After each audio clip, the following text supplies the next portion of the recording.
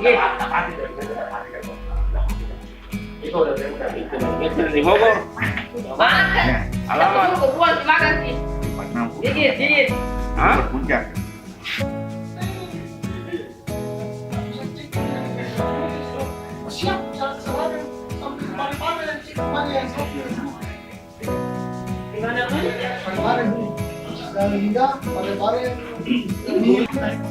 Kemarin sore. Apanya yang diambil, Bu? Barang-barangnya apa yang diambil?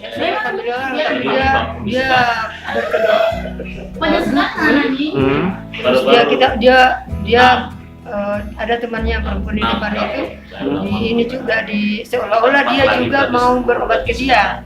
Jadi dia mau kasih kita obat-obat untuk bisa jadi ada rezeki. Jadi dia minta uang kita tanpa kita minta itu. Coba uangnya 2.000, 4.000 dia harus seperti mau jadi azimat dia sendiri yang mau minta, bukan kita yang mau. Terus tapi banyak terusnya dari awal memang dia langsung ibu mau umrah ya, tapi saya di mobil kan dia karena perempuan itu mengakunya saya punya bekas mobil. Benar bahwa kemarin sore telah terjadi tindak pidana penipuan dengan modus operandi adalah hipnotis. Korbannya seorang perempuan yang berumur 69 tahun. Pelakunya ada 4 orang. Dan pelakunya ini adalah merupakan residivis, dan pelaku ini melakukan kegiatannya antar kabupaten. Jadi ada yang dari Makassar, ada dari Parepare, ada dari Kabupaten Wajo. Mereka merental mobil dari Baru, kemudian keliling untuk melakukan atau mencari korban. Kemarin sore dia melakukan di Sinje.